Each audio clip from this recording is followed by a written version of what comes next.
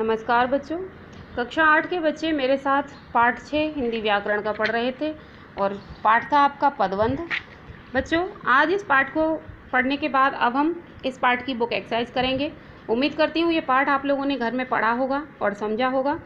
अब मैं इस पाठ की एक्सरसाइज कराऊंगी, पर एक्सरसाइज कराने से पहले बच्चों, जैसा कि मैं आप लोगों को हर बार समझाती हूँ, हर बार वही बात कह रही हूँ और फिर इस बार कहूँगी कि इस कोरोना महामारी के चलते आप लोग अपने घरों में रहिए, सुरक्षित रहिए, घर में रहकर ही अपनी पढ़ाई करिए और अध्यापकों द्वारा जो कार्य आपको बताया जा रहा है उसे समय से करते रहिए।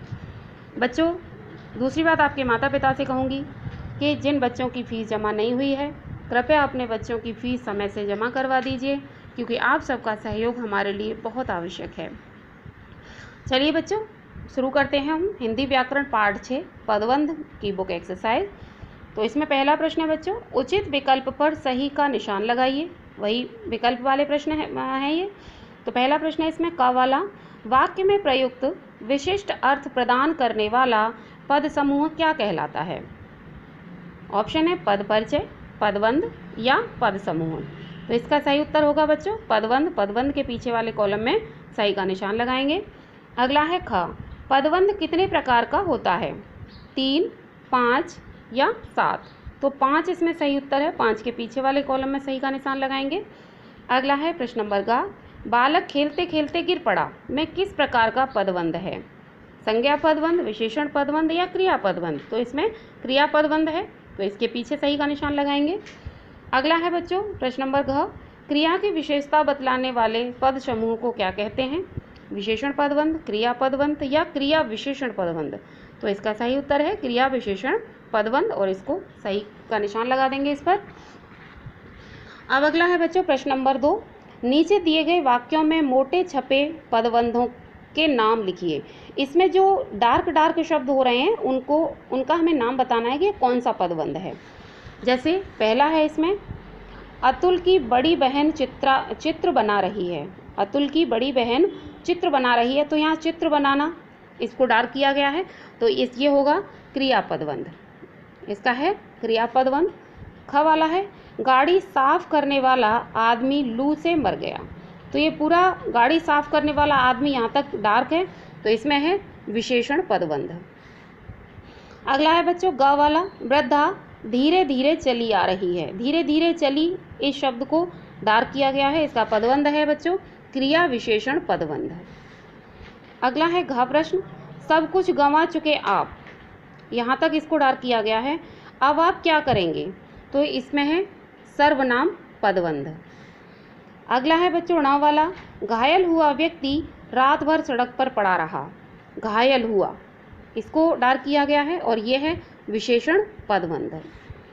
अगला है च वाला, जो सबसे अच्छा खिलाड़ी था उसी ने संन्यास ले लिया। तो जो सबसे अच्छा खिलाड़ी था इसको डार्क किया गया है और इसमें है सर्वनाम पदबंध। अगला है बच्चों छ वाला, कक्षा की सबसे मेधावी बालिका ने पढ़ाई छोड़ दी। तो कक्षा की सबसे मेधावी बालिका, यहाँ तक इसको डार्क किया गया है और इसमें है क्रिया विशेषण पदबंध। इसके बाद अगला है बच्चों ज वाला, आइसक्रीम बेचने वाला लड़का अब विद्यालय जाता है। तो यहाँ आइसक्रीम बेचने वाला इस शब्द को यहाँ डार्क किया गया है और इसका है संज्ञा पदबंध। ये संज्ञा पदबंध है। अगला है बच्चों झ वाला, चिड़िया पेड़ की फुनगी पर झूल रही हैं। झूल रही शब्द को डार्क किया गया है, तो इसमें है क्रिया पदबंध। और अगला है बच्चों य वाला, राहुल प्रतिदिन 4 बजे खेलने जाता है। तो प्रतिदिन 4 बजे शब्द को यहाँ डार्क किया गया है और इसमें है विशेषण पदबंध। तो बच्चों इस तरह से आप अपने इस क्वेश्चन को भी नोटबुक में पूरा करेंगे। और अब इस पाठ के प्रश्नोत्तर, निम्नलिखित प्रश्नों के उत्तर लिखिए। इसमें 4 प्रश्न हैं बच्चों। पहला प्रश्न है, पदबंध से आप क्या समझते हैं? किसी एक पदबंध को उदाहरण सहित समझाइए।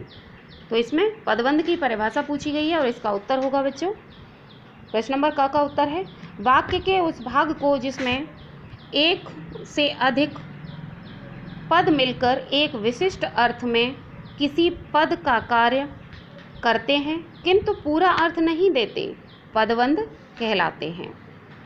जैसे कक्षा 8 में पढ़ने वाला रोहन अच्छा लड़का है। अब यहाँ पर वाक्य में कक्षा 8 में पढ़ने वाला, इसको इन्वर्टेड कॉमा में लिखना है बच्चों, पदों का समूह है। ये शब्द पदों का समूह है जो विशेषण पद की तरह कार्य कर रहा है। एक से अधिक पदों का ऐसा समूह ही पदबंध कहलाता है। तो बच्चों इस तरह से इस प्रश्न का आपको उत्तर लिखना है। अगला है प्रश्न नंबर ख, पदबंध कितने प्रकार के होते हैं, नाम लिखिए। तो प्रश्न नंबर ख का उत्तर आपको लिखना है, पदबंध 5 प्रकार के होते हैं। नंबर 1 संज्ञा पदबंध, नंबर 2 सर्वनाम पदबंध, नंबर 3 विशेषण पदबंध, नंबर 4 क्रिया पदबंध और नंबर 5 क्रिया विशेषण पदबंध। अगला है बच्चों प्रश्न नंबर 3, क्रिया पदबंध और क्रिया विशेषण पदबंध में क्या अंतर है, इसका उत्तर लिखना है बच्चों। प्रश्न नंबर ग का उत्तर है क्रिया पदबंध। क्रिया पदबंध में जब किसी वाक्य में कोई पद समूह क्रिया की भांति करता है तो वह क्रिया पदबंध कहलाता है।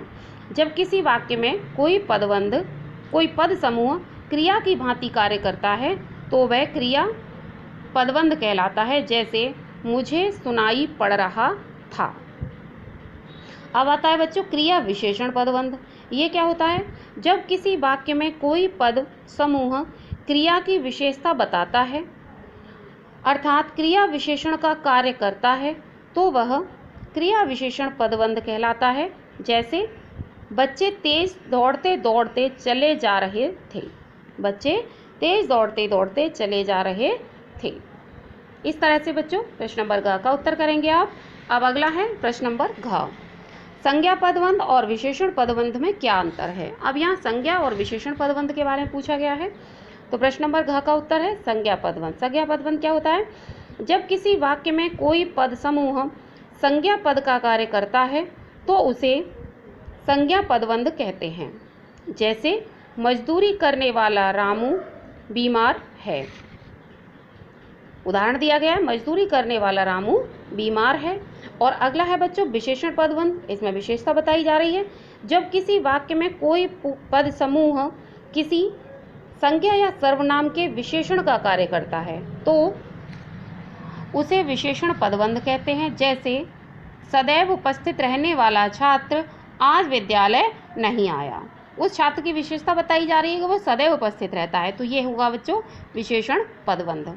तो बच्चों आप लोगों को ये एक्सरसाइज प्रश्न नंबर 1 से लेकर के प्रश्न नंबर 3 तक आपको अपनी नोटबुक में करने हैं। और इसके बाद है बच्चों ये एक्टिविटी है। एक्टिविटी आप अपनी बुक में ही करेंगे और सेल्फ करेंगे। प्रत्येक पदबंध के 2-2 उदाहरण लिखिए। तो हर पदबंध के सामने उनके 2-2 उदाहरण लिखने हैं, इसको बुक में ही फिल कर लेंगे। बच्चों घर में रहिए, सुरक्षित रहिए, समय से और स्वच्छता के साथ बिना गलतियां करे अपना कार्य अपनी नोटबुक में अपनी कॉपी में करते रहिए। बुक नोटबुक को कवर करके रखिए और समय से अपनी फीस विद्यालय में जमा कराइए। धन्यवाद।